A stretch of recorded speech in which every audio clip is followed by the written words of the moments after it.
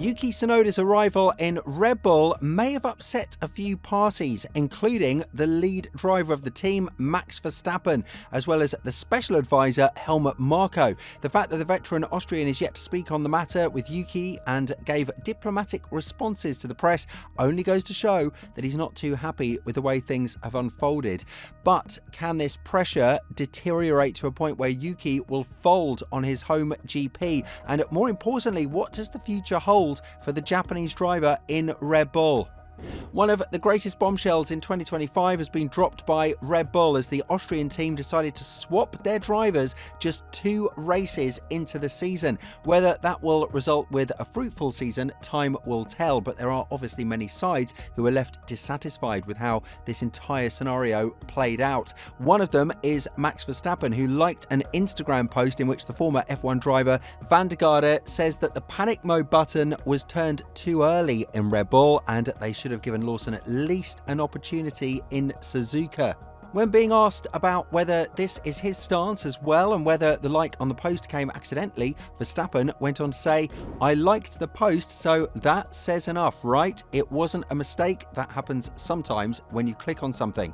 Furthermore, Verstappen was asked as to whether he thinks Tsunoda is deserving of the drive and whether or not he'll spend much time accommodating his teammate to the car, which should directly help the team in extracting more data and add performance to the RB21. The answer of Verstappen made a lot of people scratch their heads as the 4-time world champion said, "Everyone that tries to make it in the sport is working for it every day. They deserve a shot for sure. I saw Yuki quickly yesterday. He's been busy at the factory. At the end of the day, it's not really up to me to help him accommodate. He has to find it out for himself because my experience might not be his experience."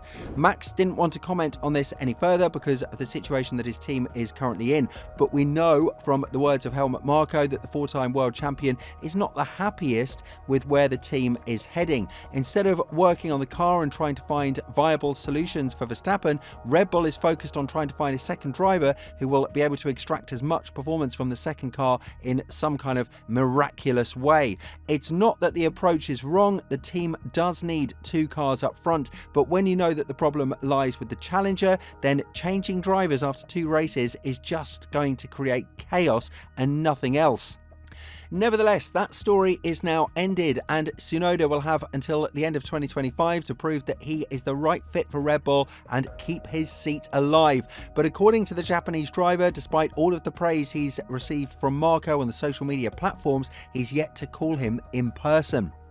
It looks like the first time these two are going to be talking face to face is going to be during the Japanese GP, and when talking about it to a greater extent, Yuki said, "The first call I got was from Christian after China that I should maybe be prepared for when things are going to change a little bit. I guess it was Tuesday or something like that. Surprisingly, Marko didn't call me yet, very unusual for him, so I am not sure if he was busy with other things. I can't wait to see him and how he is going to react to me moving, but yeah, it is very unusual. From F3 to F1 he was always calling me, but this time he didn't, so I am sure there is not anything from his side. We still have a good relationship, so let's see how he reacts to that."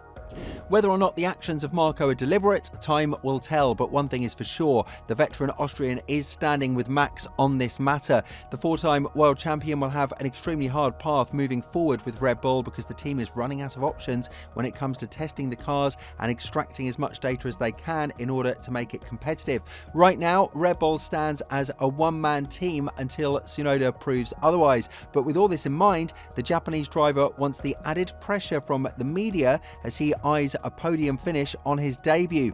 On the other hand, if Tsunoda manages to reach Q3 and fight alongside Verstappen, then he will be able to break the curse of the second seat and finally prove to Red Bull that they've been in the wrong the entire time that they failed to promote him.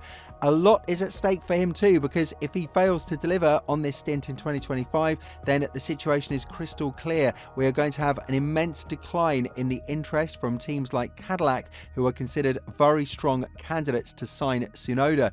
When talking about the pressure and whether he feels somewhat a burden on his shoulders regarding the upcoming race, Tsunoda has gone on to say, No, I don't. I guess the pressure will always come once you hit the track, but now I am really relaxing somehow. It feels actually similar to when I was in Racing Bulls. Once I entered the hospitality, I was only thinking about breakfast, so I don't necessarily feel pressure so far. Those things will naturally come up in the race at my home GP. In qualifying, I'm sure it's going to be hectic, but now there is not much point to feeling pressure. If we are to look at the first two races of Tsunoda with Racing Bulls in 2025, we can't help but feel sorry for him. He lost a great number of points due to the tactical blunders made by Racing Bulls.